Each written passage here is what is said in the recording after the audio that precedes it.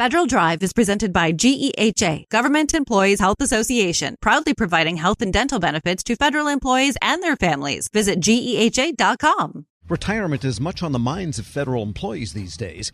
Many of them have been forced by staff cuts to make some fast calculations. On my own last day on the air, who better to discuss federal retirement with than the queen of retirement experts, Tammy Flanagan. And Tammy, good to have you back for this one last time with me. What are you hearing from feds? I mean, more and more people are getting folded into this ongoing staff realignment and reduction and so forth. And a lot of people aren't sure what their benefits and rights are at this point. Yeah, that's right, Tom. But before I comment on that, I just wanted to again congratulate you along with, I'm sure, everyone else who is celebrating your illustrious career. I mean, you've gone back a long ways and well-deserved, and we hate to see you go, but we wish you well. Well, thank you very much. But going back to the federal government, who are also making a little bit more sudden decisions about whether or not their career is going to end this year or they're going to try to hang on for dear life and save their career, is sometimes an unknown, because a lot of employees have been offered the voluntary resignation, where they're choosing to leave as of whether it's September 30th or a different date.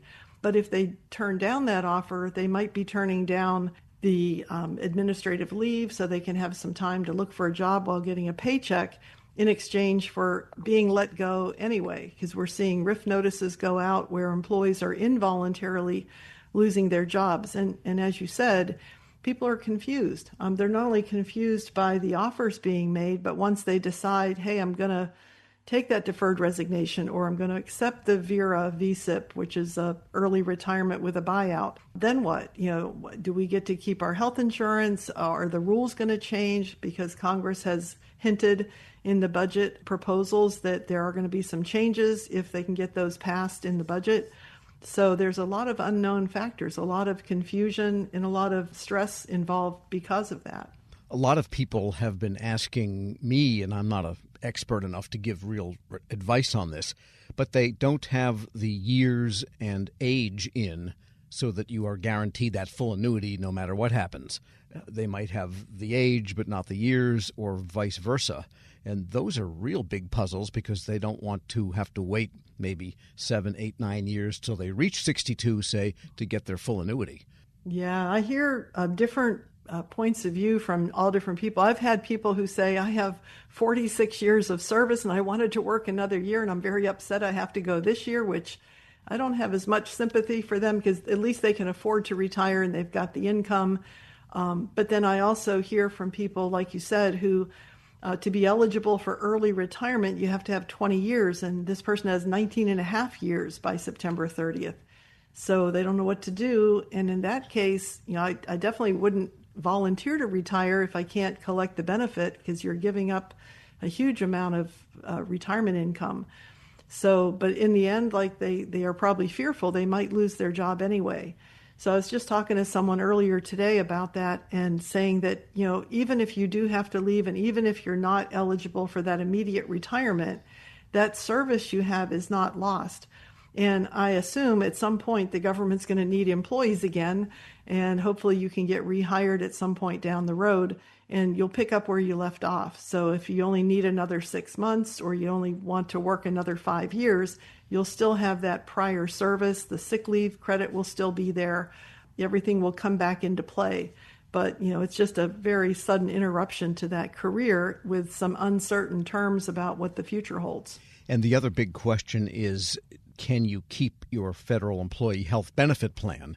I think most people realize, as you've emphasized over and over, don't let it lapse, or you can't get it back regardless of whether you worked 100 years for the federal government. But right. Can you get it if you've been there 17 years or 22 years? Yeah. So if you've had your health insurance and now you're facing this sudden separation and you don't have the option to stay another 3 years, you'll have continuation of coverage for everyone who's leaving for 31 days, which isn't going to help a whole lot. But after that, and during that time, you can choose to have temporary continuation of coverage for up to 18 months. So hopefully during that time, you're finding another job, you're going under your spouse's health plan, you have some other way of securing health insurance. But then if you come back to federal service and you reinstate that right to retire, the time you were covered in the first appointment will continue.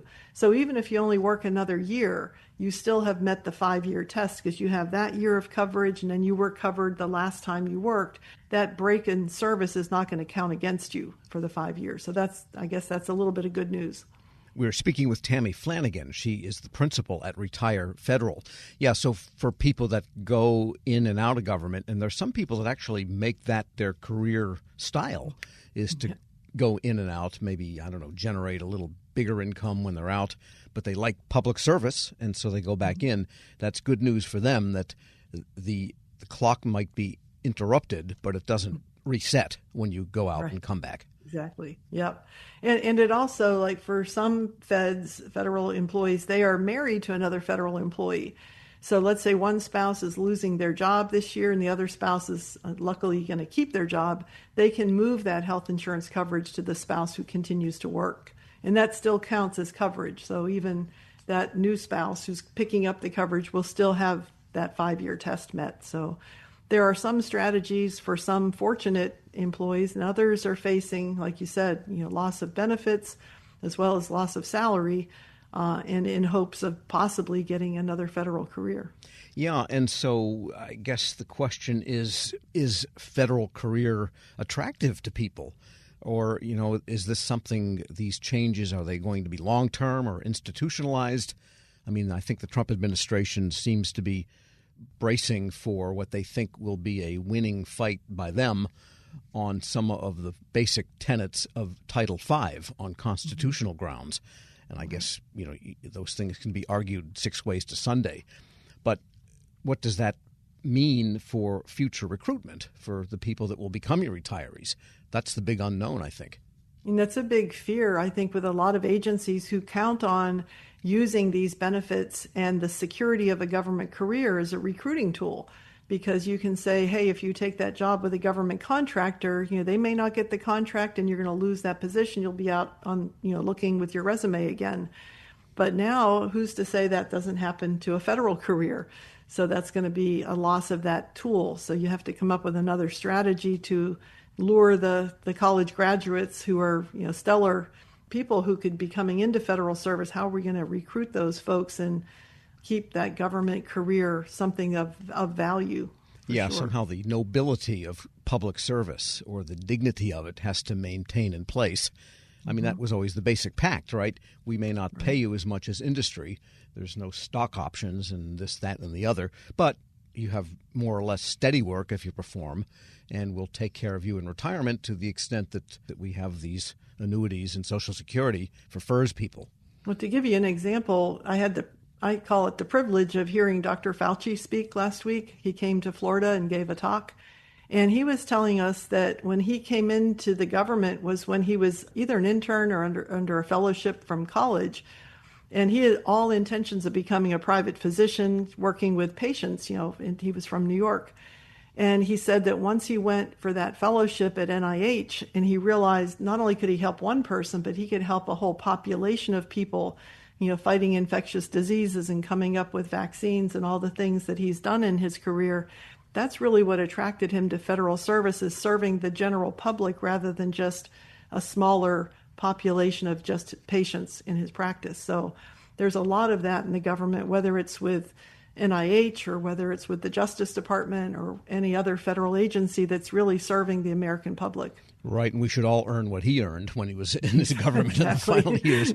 But a final detail question, there are still occasional CSRS people, Civil Service Retirement System people, still working. And if they are forced into retirement now or fired or whatever, some of the older folks still working, they're gold, right? I mean, that CSRS pension is going to come, period.